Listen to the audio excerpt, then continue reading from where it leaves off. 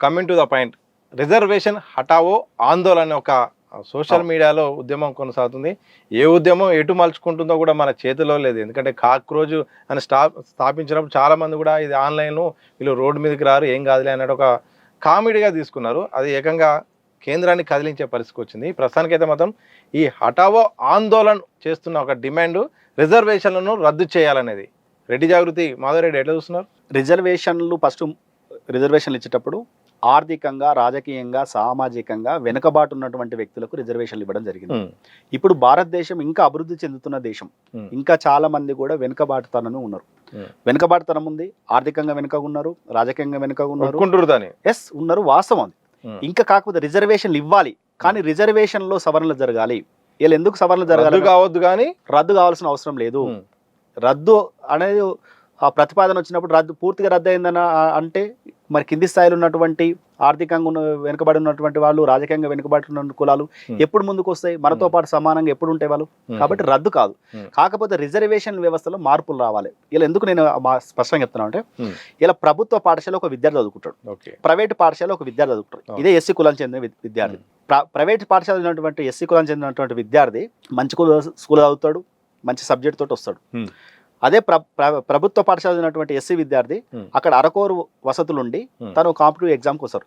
ఇద్దరు ఒకటే competitive exam రాస్తారు. ఇందులో ఎవరు పాస్ అవుతారు అంటే, ఏదైతే మంచి స్కూల్ చదివినటువంటి ఎస్ నేను ఏమంటున్నా, ఏదైతే నువ్వు రిజర్వేషన్లు ఉన్నాయో, ఎవరైతే వెనుకబాటుగా ఉన్నారో వాళ్ళకి ఇవ్వాలి. దాన్ని ఇవ్వాలి అంటే క్రిమిలేయర్ తీసుకురావాలి.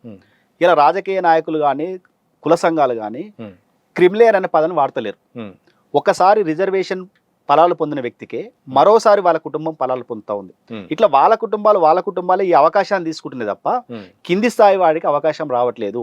ఇలా క్రిమిలేయర్ ఉంటే, ఇలా బీసీ రిజర్వేషన్ ఉంది, బీసీ రిజర్వేషన్ క్రిమిలేయర్ ఉంది. 8 లక్షల రూపాయల ఆదాయం కింద ఉన్న వాళ్ళకే రిజర్వేషన్లు ఇవ్వాలి, పైన ఉన్న వాళ్ళకి రిజర్వేషన్లు ఇవ్వడానికి లేదు. కానీ ఆ క్రిమిలేయర్ల చట్టంలో ఒక లుసుగుంది. ఇలా ప్రభుత్వ ఉద్యోగస్తులు కూడా మినహాయింపు ఉంది.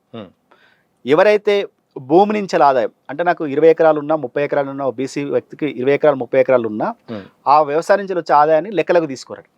ఇప్పుడు మనిషి సంపాదించేది ఒకటి వ్యవసాయం నుంచి వస్తుంది, లేదా ఉద్యోగం నుంచి వస్తుంది. ఈ రెండు మెయిన్ సంపాదన ఉన్నటువంటి వ్యవస్థలను తీసివేసి నువ్వు అక్కడ వాళ్ళకి వెసులుబాటు ఇచ్చి ఇంకా నువ్వు క్రిమిలేయర్ వర్తించదంటే ఎట్లా? పేదవాడికి ఎప్పుడు అవకాశం వస్తుంది? నువ్వు ప్రభుత్వ ఉద్యోగస్తుని నువ్వు నాన్ క్రిమిలేయర్ కిందనే పెడతీవి. వ్యవసాయం నుంచి ఎంత డబ్బు వచ్చినా కూడా నాన్ క్రిమిలేయర్ కింద పెడుతుంది. వాడు ఎప్పుడు క్రిమిలేయర్ అయ్యేది? కింది స్థాయికి అవకాశం వచ్చేది ఎప్పుడు? ఇలా ఏదైతే మీరు ఇప్పుడు అంటున్నారో రిజర్వేషన్ హటావో, నేను కూడా ఫేస్బుక్ లో పెట్టిన రిజర్వేషన్ల మీద చర్చ పెడితే చాలా మంది కూడా ఇలా నాకు రిజర్వేషన్లు తీసివేయాలని బీసీలు ఉన్నటువంటి వ్యక్తులు మెసేజ్ పెడతారు, ఫోన్లు చేశారు, అన్న మాకు నేను బీసీని రిజర్వేషన్లు ఎత్తేస్తేనే బాగుంటుంది అని అంటుండు. నేను అడిగిన ఏ కులం నీదంటే, ఇలా చాకలోళ్ళు, మంగళోళ్ళు, కుమ్మరోళ్ళు, కమ్మరోళ్ళు, ఏవైతే ఎంబీసీ కులాలు ఉన్నాయో వాళ్ళందరూ కూడా మా పేరు చెప్పుకొని ఇలా రిజర్వేషన్లు కేవలం ఈ రాష్ట్రంలో 5 కులాలు మాత్రమే లబ్ధి పొందుతా ఉన్నాయి, ఇలా మాకు అవకాశం రావట్లేదు. నేను అందుకే స్పష్టంగా ఏమంటున్నాను, రిజర్వేషన్ వ్యవస్థలో మార్పులు రావాలి, క్రిమిలేయర్ ఉండాలి, ఏబీసీ వర్గీకరణ జరగాలి. ఇలా రాష్ట్రం మొత్తం కూడా పదే సారి చర్చ పెట్టినాం. ఏదైతే రాజకీయంగా, ఆర్థికంగా, సామాజికంగా వెనుకబడిన వ్యక్తులకే ఇలా రిజర్వేషన్లు ఇవ్వాలి. మరి ఇలా మునూరు కాపు కులాన్ని 1990 బీసీ రిజర్వేషన్లు వచ్చినప్పుడు, మండలి తర్వాత బీసీ రిజర్వేషన్లు వచ్చినప్పుడు ఆనాడు ఓసీలు ఉన్నారు, మునూరు కాపు కులం, వాళ్ళని తీసుకొచ్చి ఇలా బీసీలలో కలపడం వల్ల ఎవరు నష్టపోతా ఉన్నారు? ఇలా బీసీలలో ఉన్నటువంటి పేదలు నష్టపోతా ఉన్నారు, ఎంబీసీ కులాలు నష్టపోతా ఉన్నాయి.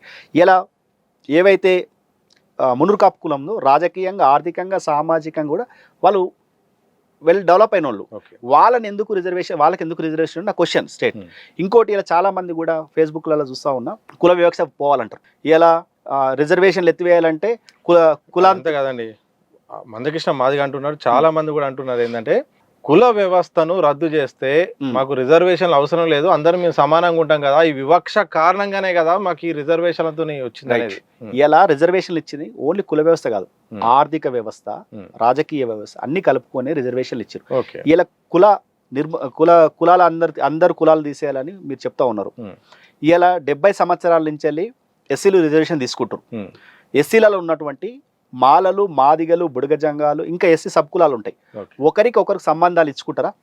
ఇచ్చుకోరు. తక్కువ. ఇలా 1990 బీసీ రిజర్వేషన్ వచ్చినప్పటి నుంచి గమ్లోళ్ళు ముదిరాజులు యాదవులు ఎవరన్నా ఒకరి పిల్లని ఒకరికి ఇస్తారా? మరి ఇలా రిజర్వేషన్ల ఫలాలే పొందుతారు కదా. రిజర్వేషన్లు వాళ్ళు పొందటోళ్ళు మరి అన్ని కులాలు కలిసి వాళ్ళ వ్యవహారాలు కులవేక్ష తీసేసుకోవచ్చు కదా. వాళ్ళ కులం తొలగించుకొని మన అందరం సంబంధాలు కలుపుకుందాం అనొచ్చు కదా, చేసుకోవచ్చు కదా. మరి ఎందుకు చేయట్లేదు? ఈ భారతదేశము రిజర్వేషన్లు కేవలం 70-80 సంవత్సరాల నుంచి వచ్చినాయి. దానికన్నా ముందు తరాల నుంచి కూడా ఈ దేశము కులాల మీద నిర్మూలన జరిగినటువంటి దేశం ఇది. కులాల మీదనే ఏర్పడైనటువంటి భారతదేశము. కులాలు ఎప్పుడు కూడా పోవు, అసాధ్యము. ఇది తెలియని వాళ్ళు వితండవాదం చేసే వాళ్ళు మాత్రమే ఇది చేస్తా ఉన్నారు. ఎలా నేను స్పష్టంగా చెప్తా ఉన్నాను. ఇంకొక డిమాండ్ ఉందండి, సంపద పంపిణీ అనేది అందరికీ సమానంగా జరిగితే ఈ సమస్యలే ఉండవు కదా. భూమి కూడా కొంత చేతిలో ఉంటుంది కదా, కొంతమంది భూస్వాముల చేతిలో ఉంటుంది కదా, అవి కూడా పనిచేస్తే అసలు ఏ లెల్లే ఉండదు అంటారు. ఎవరు భూస్వాములు?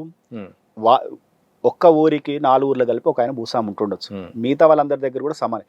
ఇలా 2 అన్నదమ్ములు ఉంటే ఒక తమ్ముడు అన్నను ఉద్యోగస్తుని చేస్తాడు. ఒక ఆయన ఇంటికాడ ఉంటాడు. ఇంటికాడ ఉండేట ఆయన నువ్వు ఉద్యోగం చేస్తున్నావు కదా, నీ సంపదలో నాకు వాటా ఇవ్వమంటే ఇస్తాడా? లేదు. ఎందుకు ఇవ్వడు?